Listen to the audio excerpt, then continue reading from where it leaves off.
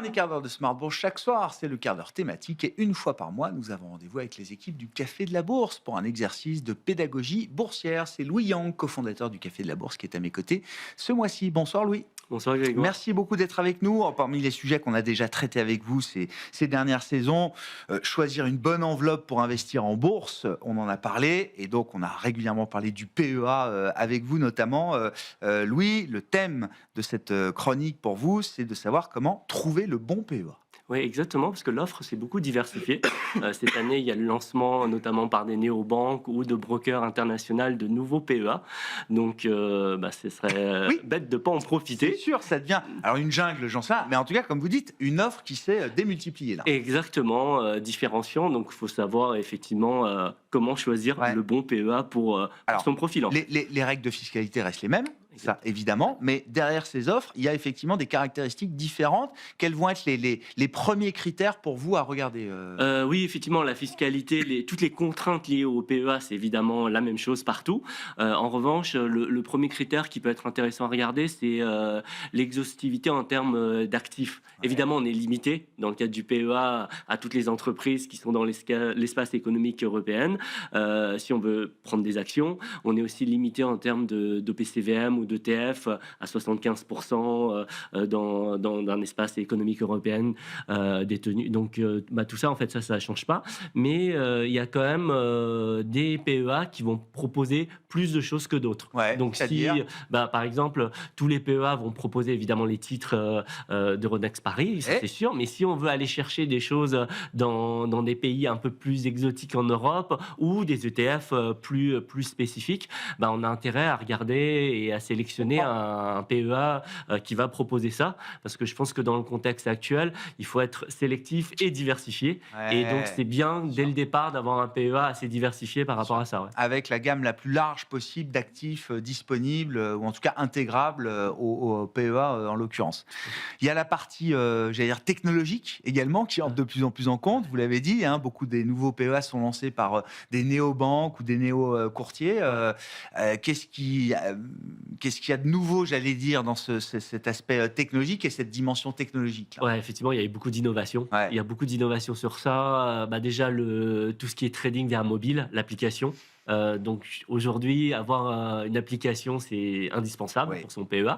Mais en même temps, en fonction du profil que vous avez, c'est quand même important aussi d'avoir une version ordinateur desktop Bien sûr. de qualité, voire pour certains, ceux qui privilégient des analyses graphiques poussées, peut-être un logiciel qui se télécharge. Donc toute cette partie un peu technologique est vraiment très importante aujourd'hui en fonction du profil. Il faut vraiment aller chercher les bons outils qui vont vous aider à la décision.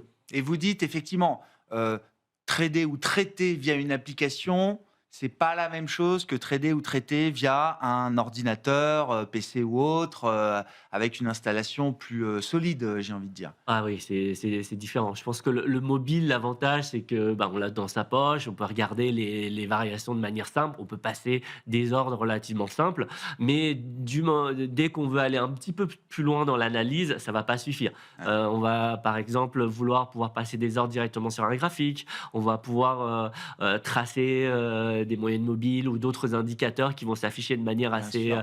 assez exhaustive sur son écran. Donc là, il va falloir une version desktop solide à côté, une Ouais. plateforme de trading solide à côté. Ouais. Ouais, c'est de plus sérieux, effectivement, voilà, enfin de l'aspect ludique presque, j'ai envie de dire, sur mobile, on peut basculer dans quelque chose de beaucoup plus sophistiqué, voire Exactement. professionnel ou Ouais, semi-professionnel avec un PC, quoi. Ouais. exactement, ouais. Bon, et puis il y a évidemment ce que le courtier, la néobanque apporte également en termes de gestion du PEA. Qu'est-ce qu'on va retrouver comme différentes offres justement dans cet univers Ça aussi, il y a eu beaucoup d'innovations dernièrement sur des PEA pilotés. Qui se calent sur l'assurance vie pilotée, parce qu'avant les PEA étaient principalement en gestion libre. Désormais, il y a de plus en plus de PEA qui sont en gestion pilotée. La gestion pilotée, l'avantage, c'est que l'investisseur qui n'a pas le temps, les connaissances ou qui a pas envie de vraiment passer beaucoup de temps, peut confier en fait la gestion de son PEA à une société de gestion professionnelle. Et là, ce qu'il faut regarder au niveau du PEA, c'est l'exhaustivité en termes de gestion pilotée, des profils qui correspondent à vos besoins et aussi la performance passée, même si la performance passée Ouais, ne bien sûr. préjuge pas des Non, performances. bon. Mais voilà, donc là, il y a vraiment un niveau de sélection intéressante par rapport à ça. Et de l'autre côté, il y a toujours les investisseurs qui vont préférer la gestion libre. À ce moment-là, il y a les plans d'investissement qui sont Ouais. aussi beaucoup développés, qui, à mon sens, est intéressant, notamment actuellement où la plupart des marchés sont très hauts. Ouais. Donc, pour pas laisser passer le train, mais ne pas non plus acheter au plus haut, lisser le risque et donc d'entrer via un plan d'investissement, ça peut être très intéressant. Et là, il y a des PEA qui vont proposer ça sur des actions, sur des ETF, sur les deux. Donc, c'est aussi un critère de choix pour certains profils d'investisseurs qui vont être intéressés. Encore une fois, ces différents modes de gestion, c'est aussi des modes de gestion qui correspondent à différents profils d'investisseurs, c'est ça Exactement. Ouais. Autonome, qui a envie de passer du temps, qui a envie de s'investir ou déléguer la Ouais, c'est gestion, ça. donner les Et la clés du gestion camion. pilotée, vous dites, je donne les clés du camion, c'est ça, je reprends votre expression. Enfin, il y a un brief, il y a quand même un contrat qu'on passe avec Ouais. le gestionnaire, mais derrière, effectivement, le gestionnaire prend les décisions à ma place, d'une certaine D'arbitrage, manière. C'est etc. ça. Après, il y a évidemment un check qu'il faut faire de temps en temps Sûr. pour vérifier si ça correspond encore Sûr. à son profil. Ouais. Parce qu'il y a deux éléments. Il y a l'élément performance de la gestion pilotée, mais il y a aussi votre situation personnelle qui a pu évoluer parce que votre horizon de placement est différent, parce que vous avez une rentrée d'argent, vous avez au contraire besoin d'investir ailleurs. Donc effectivement, c'est pas non plus, on s'occupe Non, plus non. de rien. Oui, oui. Mais en tout cas, sur un laps de temps court-termiste, là, on s'occupe de rien. Ouais, ouais. Bon, tout ça a un coût. Et donc, on en revient à la question des frais. J'imagine qu'en fonction des différentes possibilités, des différentes offres, est-ce qu'on trouve effectivement des différences de frais importants? Alors, il y a la loi PAC qui plafonne Ouais. les frais au sein du PEA, mais effectivement, les frais vont être différents d'un intermédiaire à l'autre et de plus en plus, et surtout en fonction aussi de ses besoins. Par exemple, si on revient sur le plan d'investissement, il y a des néo-courtiers qui vont proposer des plans d'investissement actions ETF entièrement gratuits, d'autres vont proposer un plan d'investissement gratuit uniquement sur les Je ETF. comprends. Au niveau de la gestion déléguée pilotée, ça a généralement été payant, donc c'est des frais de gestion annuels. Supplémentaire. Ah ouais. Mais il y a aussi des nouvelles offres qui vont proposer des tarifs très attractifs. Donc il y a, Ah ouais. il y a pas mal de critères de choix à regarder, en plus des frais Des classiques. Alors, la première couche de frais classiques à regarder, c'est les frais de mouvement, enfin de courtage. de c'est ça transaction, De transaction. c'est C'est ça. les frais, c'est les Ça, c'est le principaux premier frais. truc à C'est regarder. le premier frais Ouais, ouais. à regarder.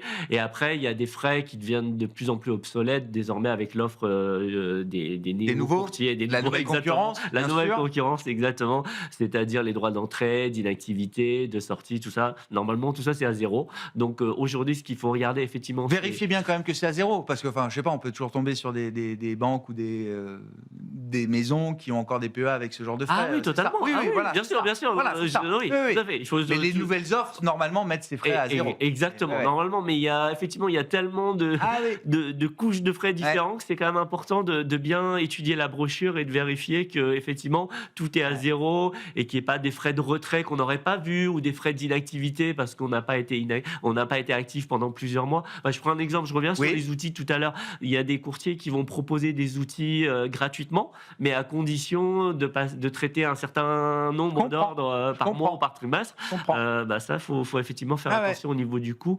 Pareil, au niveau, on n'en a pas parlé, mais pour bien différencier un PEA d'un autre, il y a aussi toute la partie un peu conseil, les analyses qui vont être fournies, les stock screeners pour faire du stock picking, il va y avoir les formations, etc. Ouais, Donc bien sûr. il y a tous des packages qui peuvent être payants ou pas à regarder aussi dans Non, mais c'est dans une le choix. vraie décision, presque, j'ai envie de dire, d'achat. En tout cas, c'est un vrai choix et c'est une vraie décision et à regarder dans toutes ces dimensions parce que, évidemment, ces couches de frais qui peuvent s'accumuler se font au détriment de la performance finale de votre portefeuille. Hein. Totalement, et c'est d'autant plus important pour le PEA qu'on peut en détenir qu'un seul. Oui.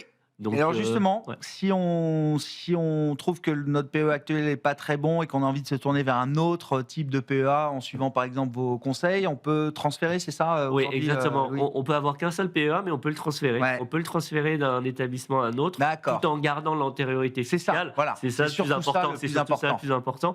Et en fait, après, effectivement, ça, c'est aussi Ouais, une ouais. autre carotte à regarder. Mais parfois, lorsqu'on transfère, il va y avoir des frais. Mais ces frais peuvent être remboursés par Par le nouveau. le nouveau, Voilà. voilà, Donc ça, chez c'est qui vous encore, êtes voilà, client, c'est bien sûr. encore une ligne Bien sûr. Ouais, bien de sûr. comparaison à Bon, bah, regarder. optimisez votre PEA Ouais. effectivement sur ces bons conseils de Louis Yang. Merci beaucoup Louis. Merci d'avoir Merci été avec Grégoire. nous, cofondateur du Café de la Bourse. Nous retrouvons chaque mois les équipes du Café de la Bourse le troisième vendredi du mois à 17h45 en direct dans Smart Bourse et en replay bien sûr sur bismart.fr.